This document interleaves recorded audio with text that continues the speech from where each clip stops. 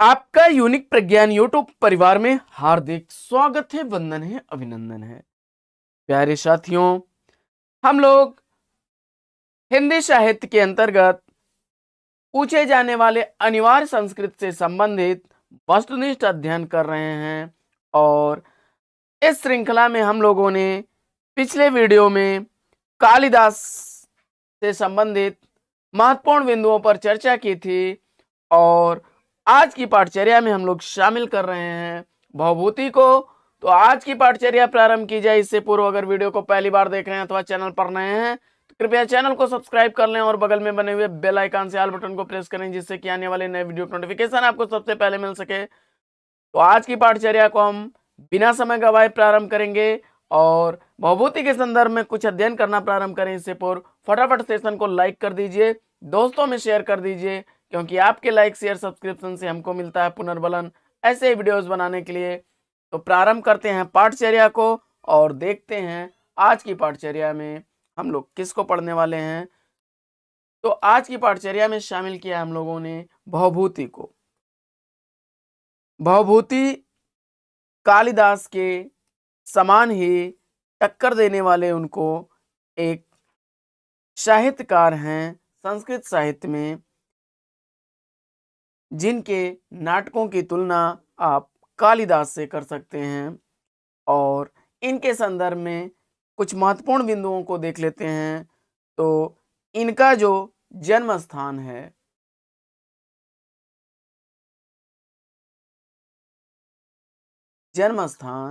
यह दक्षिण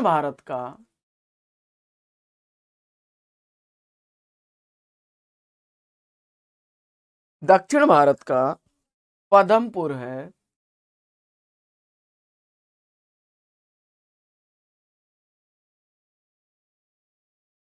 दक्षिण भारत का पद्मपुर है, जिसे विदर्भ देश भी कहा जाता था। विदर्भ। और साथियों, समय काल की अगर बात की जाए तो 8वीं शताब्दी का पूर्वार्ध इनका समय काल माना जाता है। 8वीं सदी का पूर्वार्ध इनका समय काल माना जाता है। और इनके माता पिता की बात की जाए तो इनके पिता का नाम था नीलकंठ। पिता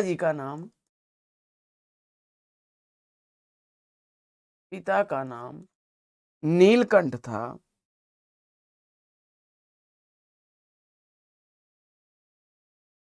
और माता का नाम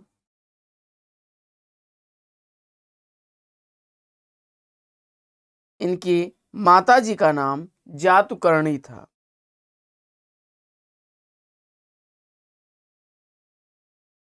जातुकर्णी।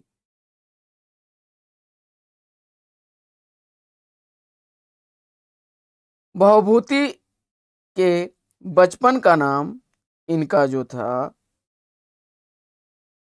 इनके बचपन का नाम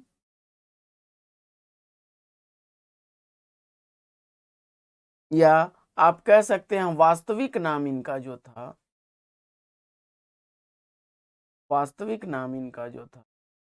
वह श्रीकंठ था।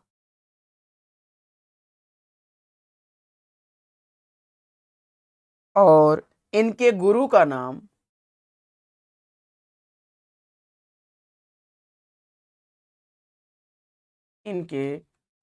नाम ज्ञान निधि था। यानी ज्ञान निधि के शिष्य और वास्तविक नाम श्रीकंठ जी नीलकंठ और जातुकर्णी के पुत्र थे।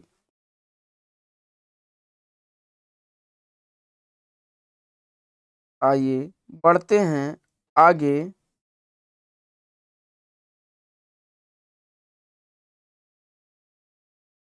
और ज्ञान निधि जो थे, इनका जो है उपनाम जो है यह है।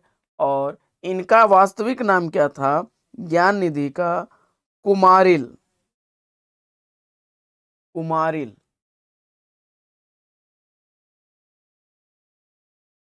कुमारिल जो है यह ज्ञान निधि का वास्तविक नाम था। आइए बढ़ते हैं आगे और इनके संदर्भ में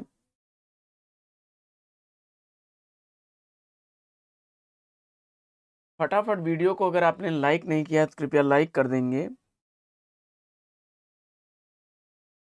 और भवभूति नाम की प्रसिद्धि के संदर्भ में एक श्लोक प्रचलित है कि सा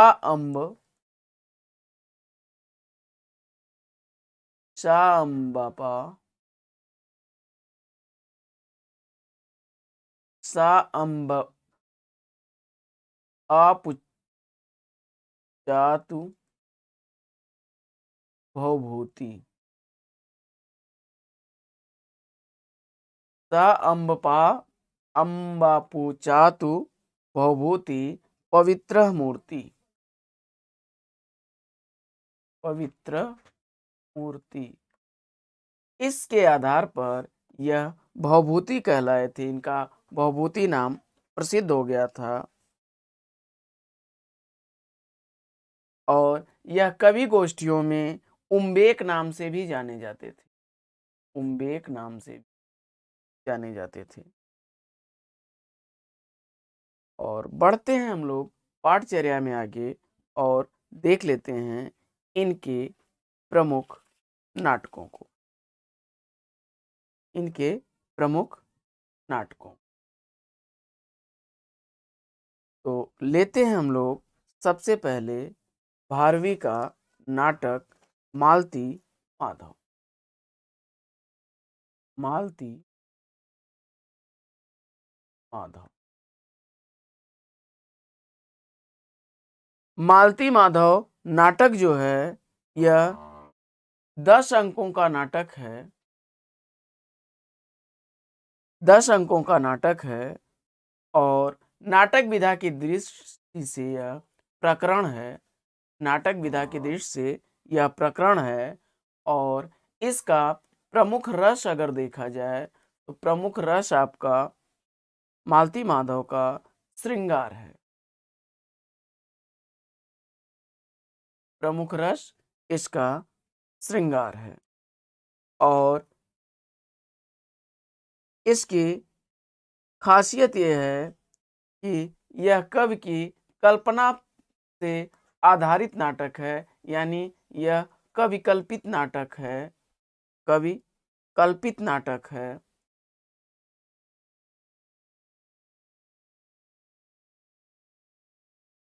और इस नाटक में जो है विदूषक कोई नहीं है।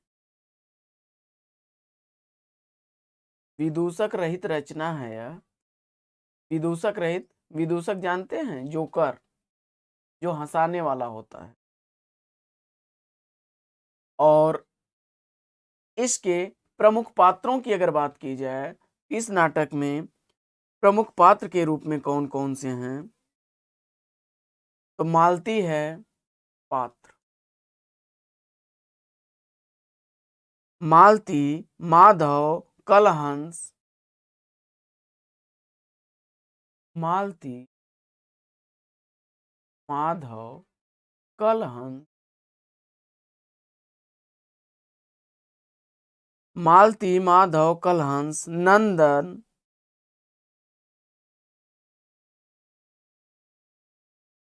नंदन, मकरंद, सौदामिनी। मकरंद, सौदामिनी। मकरंद, सौदामिनी, मयंतिका।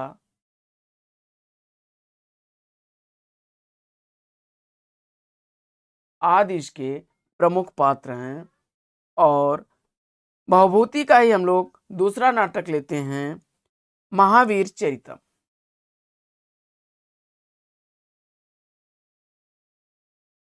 महावीर चरितम। महावीर चरितम जो नाटक है यह नाटक नाटक विधा की रचना है और इसमें 7 अंक हैं। 7 अंकों का यह नाटक है। 7 अंकों का नाटक है। वीर रस प्रधान नाटक है यह। वीर रस प्रधान नाटक है। वीर रस प्रधान नाटक है और इसमें जो है श्री राम के महावीर रूप का वर्णन है और इसमें भी किसी विदूषक इसमें भी नहीं है। इनके द्वारा 3 नाटक लिखे गए हैं। उत्तर रामचरितम, महावीर चरितम और मालती माधवम तीनों ही विदूषकों से रहित नाटक हैं और जिसमें महावीर चरितम नाटक जो है यह रामायण पर आधारित नाटक है और इस नाटक में जो है प्रमुख पात्रों की बात की जाए तो श्री राम,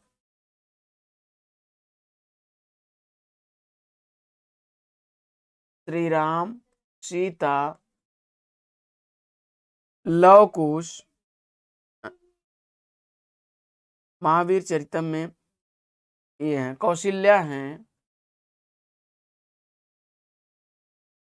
कौशल्या हैं, कैकेयी हैं, जनक हैं,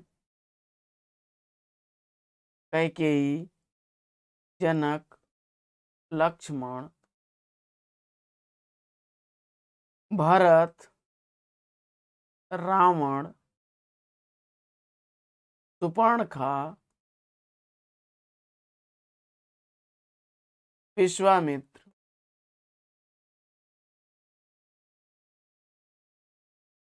आदि इसके प्रमुख पात्र हैं। और तीसरा नाटक देखते हैं इनका। तीसरा नाटक है इनका उत्तर रामचरितम।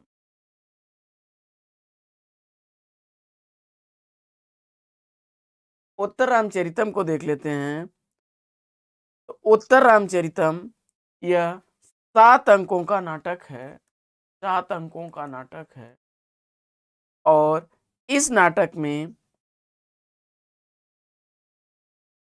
करुण रस की प्रधानता है। करुण रस की प्रधानता है यानी इस नाटक का रस जो है करुण है और इस नाटक में की कथा जो है यह भी रामायण पर आधारित है। रामायण पर आधारित इसकी कथा है। इसमें इसके प्रमुख पात्रों में अगर देखा जाए तो राम, सीता, लव कुश, वाल्मीकि,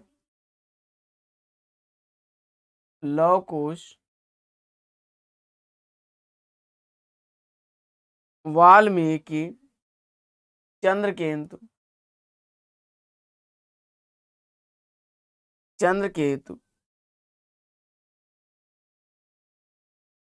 वासंती, तमसा आदि इस नाटक के प्रमुख पात्र हैं। और पढ़ते हैं आगे और कर लेते हैं हम लोग थोड़ी सी चर्चा उत्तर रामचरितम पर। उत्तर रामचरितम जो है भवभूति के सर्वश्रेष्ठ नाटकों में से एक नाटक है और इस नाटक की कथा वस्तु जो है वह रामायण के उत्तरकांड पर आधारित है। रामायण के उत्तरकांड पर आधारित है और इसमें जो है सीता का परित्याग, राम का विलाप, शंबुक की हत्या, लव कुश की प्राप्ति और राम के द्वारा सीता को निर्दोष स्वीकार किया जाना आदि की कथा इस नाटक में वर्णित है।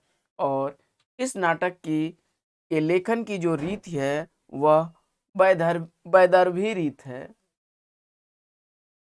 वैदर्भी रीत में लिखा गया यह नाटक है और इसके 7 अंक देख लेते हैं हम लोग। चित्र दर्शन, पहला अंक है इसका चित्र दर्शन अंक।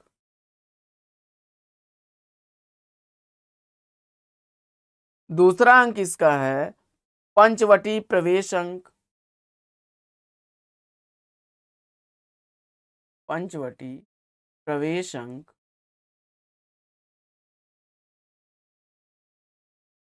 तीसरा इसका अंक है छाया अंक।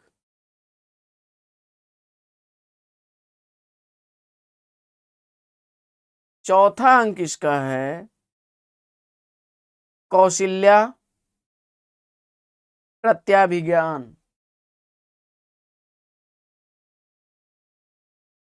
कौशल्या प्रत्याभिज्ञान।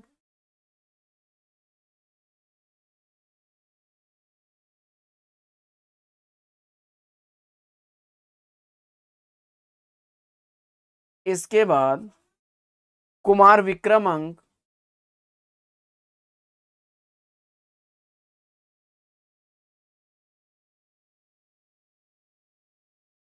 और कुमार प्रत्याभिज्ञान।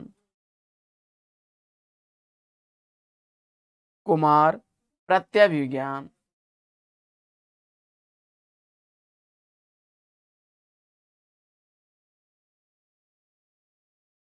और सातवां अंक इसका है सम्मेलन अंक।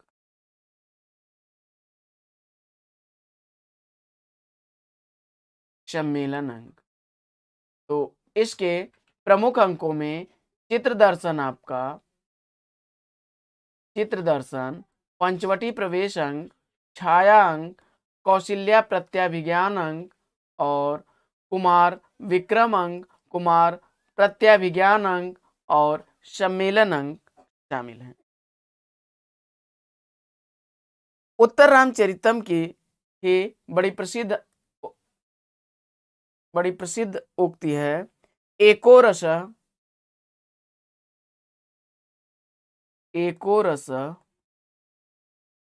करुण एव निमित्त भेदाद। निमित्त भेदाद बड़ी ही चर्चित पंक्ति है यह। और करुण रस को ही एक रस स्वीकार किया है भवभूति ने। उत्तर रामचरितम की ही एक उक्ति है कि त्वम जीवितम त्वम जीवितम त्वम जीवितम त्वमसि में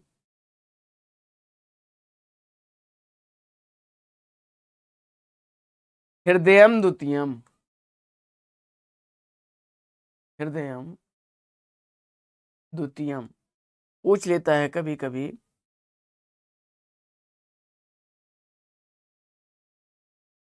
एक इसी की उक्ति है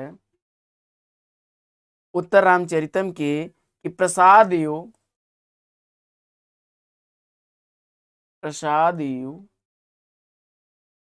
मूर्तस्य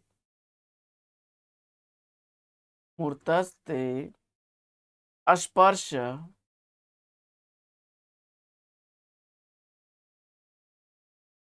स्नेहा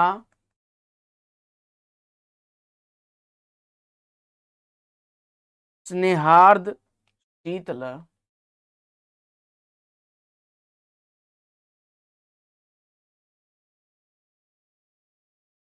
यह जो है इनकी प्रमुख उक्ति है। और इसके अलावा जो हम लोग चर्चा कर रहे थे मालती माधव नाटक की, तो मालती माधव नाटक इनका जो लिखा गया है यह भवभूति का पहला नाटक है। पहला नाटक है इनके द्वारा लिखा गया और यह गद्य पद दोनों से मिश्रित नाटक है। और इसकी जो रीति है वह गौणी रीत है। गौणी रीत में लिखा गया नाटक है। और इस नाटक में जो है मालती माधव नाटक जो है इसमें माधव और मकरंद के प्रणय और परिणय की कथा का वर्णन किया गया है। और दूसरा इसका है महावीर चरितम। महावीर चरितम जो है यह भी 7 अंकों का नाटक है और इस नाटक में राम के विवाह से लेकर के राज्याभिषेक तक का वर्णन देखने को मिलता है और इसकी रीत भी गौड़ी रीत है। गौड़ी रीत में लिखा गया यह नाटक है। इसके बाद उत्तर रामचरितम पर हम लोग चर्चा किए। तो उत्तर रामचरितम जो है यह वैदर्भी रीत में लिखा गया नाटक है और अंकों की संख्या 7 है। करुण रस की प्रधानता है और हम लोगों ने इसके बाद चर्चा की क्षमा करें, उत्तर रामचरितम में प्रमुख अंकों की और कुछ सूक्तियों की। भवभूति करुण रस के सर्वश्रेष्ठ कवि हैं। भवभूति जो हैं यह करुण रस के सर्वश्रेष्ठ कवि हैं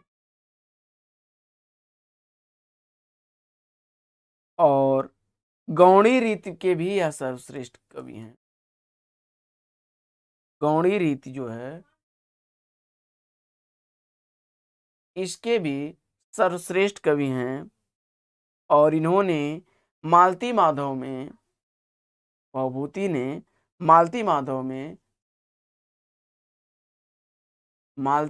में अपनी वंश परंपरा का परिचय दिया है और महावीर चरितम में विस्तृत परिचय दिया है।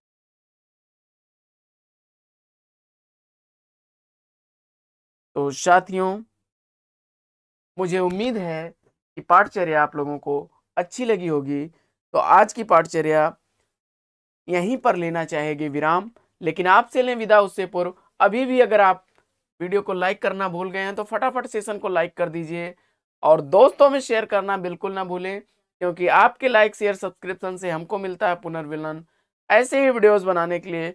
मुझे आशा ही नहीं पूर्ण विश्वास है कि आप अपना सहयोग और समर्थन देंगे। तो आज की पाठचर्या में फिर लेते हैं यहीं पर विराम। फिर मिलेंगे आपसे अगले वीडियो में एक नए प्रकरण, एक नए टॉपिक, एक नए अंदाज में। तब तक के लिए best wishes, best of luck. जय हिंद साथियों।